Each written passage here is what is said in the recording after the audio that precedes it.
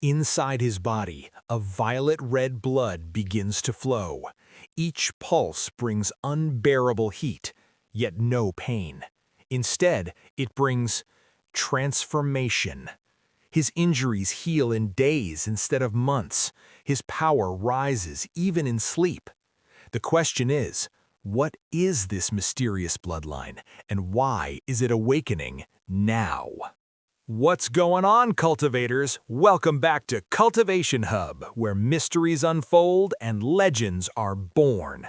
Today, we're diving into one of the most shocking revelations in Xiao Yan's journey, a secret that's been hidden inside him all along.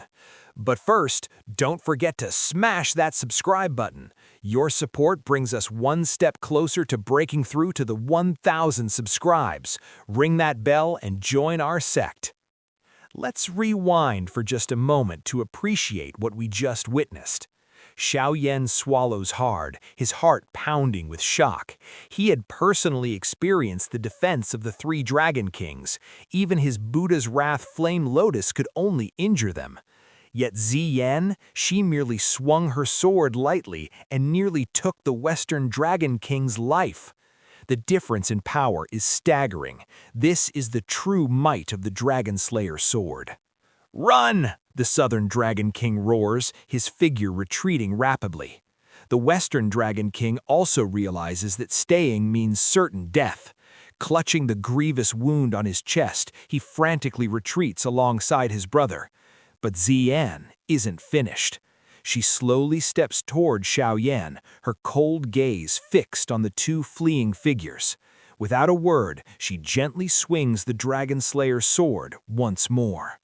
As her blade moves through the air, something impossible happens. Both the Western Dragon King and Southern Dragon King suddenly spew mouthfuls of pale golden blood, their own life essence forced from their bodies by the sword's power. "Dragon Emperor Bell!"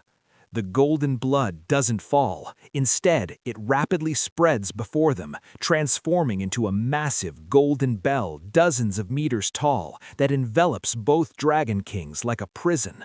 This is their desperate gamble, using their own life force to create an ultimate defensive barrier. Just as the bell fully forms, a strange ripple from Yan's sword strike slams into it with devastating force. Boom! The thunderous explosion shakes the entire void. Violent ripples surge across the bell's surface as cracks spiderweb across its golden exterior.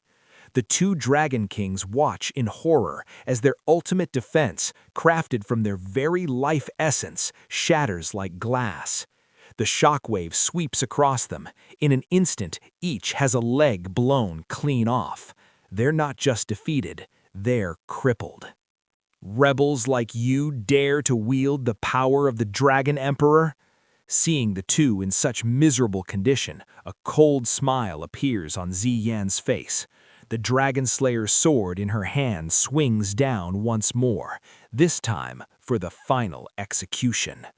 But then, before the strike can be fully unleashed, Yan's body suddenly trembles. She spits out a mouthful of dark golden blood, her own blood, stained with the golden essence of her dragon heritage. The Dragon Slayer's sword is too powerful. Even for her, wielding it comes at a terrible cost. Even so, the half-completed sword strike still releases a ripple of lethal energy, surging towards the two heavily wounded Dragon Kings. Terror fills their hearts. They can't move. They can't defend. This is the end. Suddenly, a shadow flashes like lightning, the Northern Dragon King, who had been recovering from Xiao Yan's earlier assault. He grabs the shoulders of his two brothers and vanishes into the void in an instant, barely escaping with their lives. The three Dragon Kings have been defeated.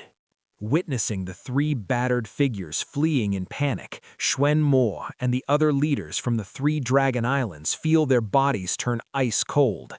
Without the Dragon Kings to protect them, they're vulnerable. They immediately scatter and flee, along with several elders of the other two islands. Yan shows no reaction to the Northern Dragon King's escape. Her icy eyes remained fixed in the direction they vanished, as if memorizing it for the future. After a tense moment, the golden long sword in her hand begins to quiver violently.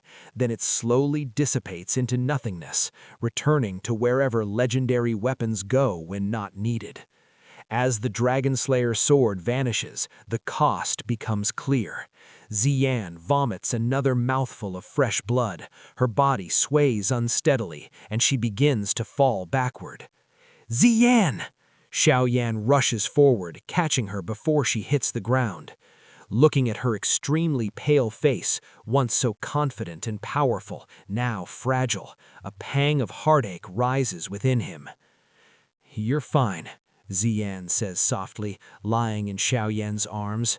She gazes up at him with her purple eyes, forcing a weak smile that doesn't quite reach her lips.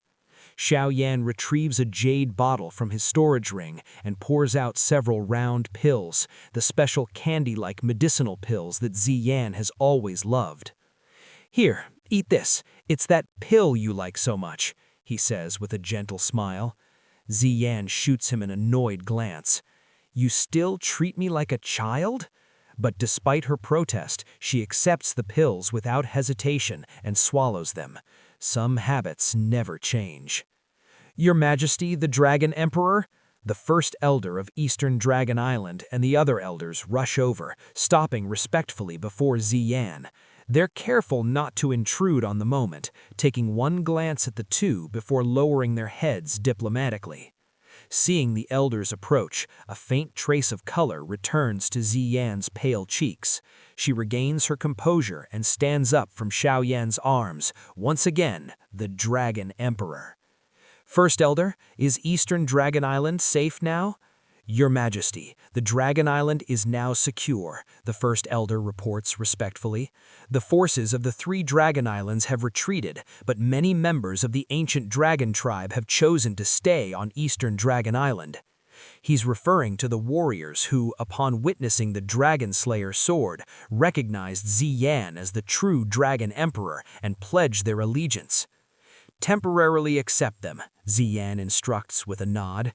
"Increase surveillance and guard the island strictly. We cannot allow spies from the other 3 islands to infiltrate." "What should we do about the 3 Dragon Kings?" the First Elder asks. Xian's expression turns cold and calculating.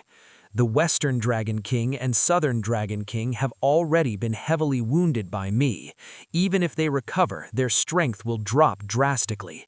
With only the Northern Dragon King at full power, they can't stir up any major trouble. Once Eastern Dragon Island reorganizes its forces, we can counterattack the 3 islands and complete the unification." "Yes, Your Majesty." The elders bow deeply and quickly depart, not daring to linger. Watching the elders leave, Xian turns back and catches Xiao Yan looking at her with a slightly strange expression. Confused, she asks, "What is it?" Xiao Yan sighs softly. "Your Majesty, the Dragon Emperor. That title of yours, it's really quite something." There's something wistful in his voice. Compared to the powerful Empress standing before him now, he finds himself missing the little girl who used to cling to him back in those simpler days. "It's not like I ever put on airs in front of you. What are you sighing about?" Xian shoots him a sideways glance. Then she suddenly leans closer with a mischievous smile, a glimpse of the old Xian shining through. "Isn't this what you like? Back then, I remember your eyes were always glued to Sister Medusa." "Don't talk nonsense," Xiao Yan coughs awkwardly, his face reddening. Xian covers her mouth and chuckles softly, before her expression turns serious once more.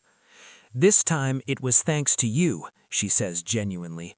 "If you hadn't held back the 3 Dragon Kings and weakened them, my barely mastered Dragon Slayer sword wouldn't have been able to unleash such devastating power." "No need to thank me," Xiao Yan replies, rolling his eyes. "After all this time, you still like to push yourself too hard." He waves his hand dismissively, preparing to head back towards Eastern Dragon Island. But the moment he moves, his meridians contract violently, the aftermath of pushing his body far beyond its limits. He sucks in a sharp breath, pain flashing across his face. After all these years, you still like to push yourself too hard, Yan says softly. Just as Xiao Yan grimaces, a faint fragrance approaches. A soft arm supports him, and when he turns, he sees Yan half carrying him with surprising strength. Stay on Eastern Dragon Island and focus on healing for now. The two slowly fly together towards the distant Dragon Island, their silhouettes growing smaller against the sky. The great battle on Eastern Dragon Island finally comes to an end under the terrifying might of the Dragon Slayer sword. Eastern Dragon Island has won a decisive victory. The three Dragon Islands, once so proud and powerful, can no longer avoid their decline. After the three Dragon Kings fled in defeat, Eastern Dragon Island becomes increasingly busy, especially with the influx of many new clan members who have pledged their loyalty to the true Dragon Emperor. Amidst this bustle, Xiao Yan finds a secret cultivation chamber deep within the island and enters closed-door seclusion. His injuries are far too severe. He has no choice but to rebuild his physical condition from the ground up. The path to recovery will be long, or so everyone thinks.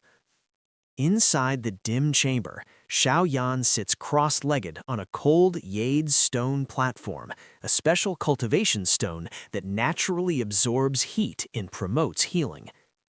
10 days pass since he entered seclusion. During this time, his grievous internal injuries gradually improve at a rate that would shock most healers. But despite the recovery, he is yet to awaken. His body remains still, like a lifeless statue in deep meditation.